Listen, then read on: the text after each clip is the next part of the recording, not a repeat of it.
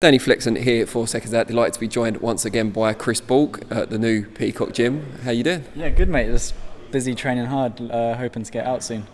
When's that likely to be? I was speaking to Martin Bowers earlier. It seems they're hoping to get you out in July. Is that still the case? Yeah. Dates keep changing and stuff, but we're hoping sort of July time, yeah.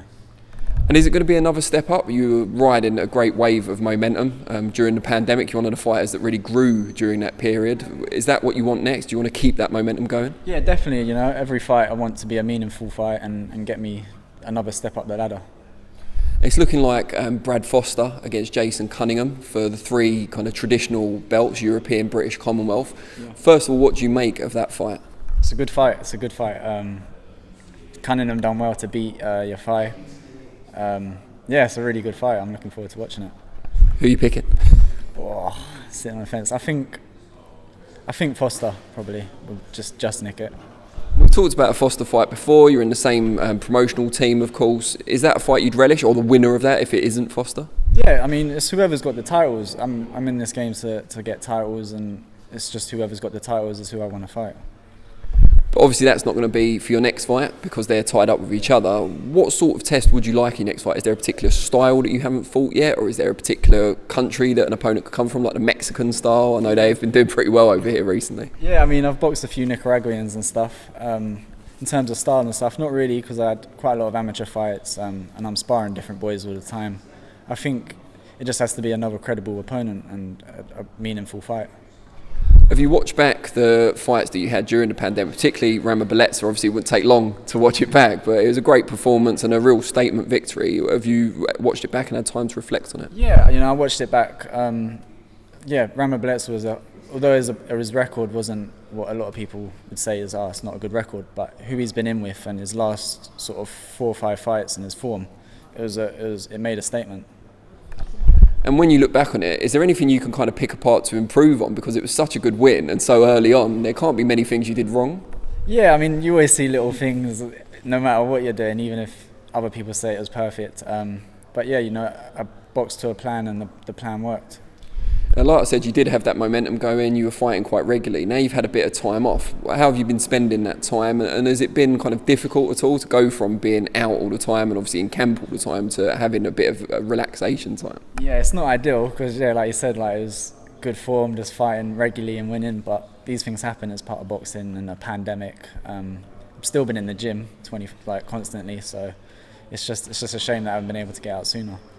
What have you been doing outside of the gym? Rare free time for you, so how have you filled your time? When I'm not in camp, I just like to see friends and family and just socialise really, because when I'm in camp, it's just boxing. And who have you been sparring over the last few months? I know you regularly spar Louis Lin, of course, who's in this gym. We'll be speaking to him soon, but who else has either been brought in or who have you travelled to? I'm not great with names, but like Dennis McCann comes down a lot. Just any sort of between like bantam to super feather. A lot of them just come down for sparring, and it's just good because it's all different styles. Dennis was here yesterday, I believe. I know he was working with Louis. Did you do some with him as well? Yeah, done a few rounds. Yeah. What was it like? I mean, you must be able to measure not just your own progress, but his as well, because you spar regularly and you're both improving at quite a quick rate. Yeah, I think his coach said it. It said each spar we have, it always gets technically even better and better. It's always a good spar. When you look at your own work, either in sparring or from the fights, what do you pick out as the areas you like to improve on? I mean, styles make my style different. So if someone's on the back foot, I'm coming forwards, and maybe I think I should move my head a bit more. I think maybe just my punch output, maybe sort of up it even more instead of just always looking for the one perfect shot. Is that one of the reasons why sparring with Louis is so beneficial, in that his work rate's pretty impressive, and then you feel the need to match that perhaps? Well, that's it, yeah. His style is almost opposite to mine, so it makes me work, yeah. And is there also the feeling, I mean, Louis is doing really well, but if you can hold your own with the likes of Louis, Dennis McCann as well, who's very up and coming, that you won't have too much trouble at the next level in your own career? Yeah, it's not even that. It's just when I'm sparring well, I know how good I can be, and I am, and it's just when everything's flowing, it just all works. Who do you look to for inspiration, either boxing wise on the world scene or outside of the gym? Who kind of inspires you? Not really, probably my family. I just want to do well and do well for my family and make them all happy. Yeah. Ah, sweet.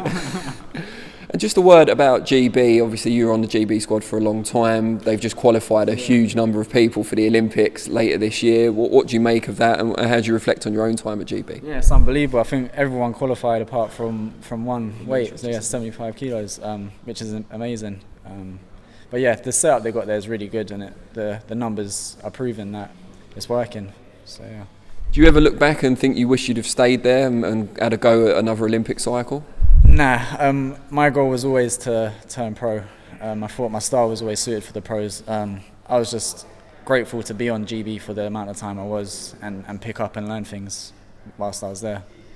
And one thing I should ask about, we saw Daniel Dubois left the gym not too long ago. He's since moved on to another gym after that. But how, if any way, has it changed in the gym, the dynamic since he's gone? Because you came up around the same time. Yeah, it was a bit of a shock, but you get on with it, don't you? He's got his reasons. It's none of my business. So my training's no different. I'm still training hard. Still got the same banter with all the lads and stuff. It's just normal still now. Has anything changed about your training since you moved to the new facility? I know you've been here for over a year now, but you were at the old Peacock for a long time. You're now here. It's a very different gym, as we remarked when we came in, but has anything changed from a practical perspective? Not really. The only difference, we're still working just as hard as the old one. The only difference is it's a slightly longer journey. But facilities, as you can see, there's quality, so it's worth every second of the drive. Clearly need to move house. Yeah, I know. I need to get more money. Good stuff. All right, well, we look forward to seeing you out, hopefully in July, once the date's confirmed, but really appreciate your time. Cheers. Thank you.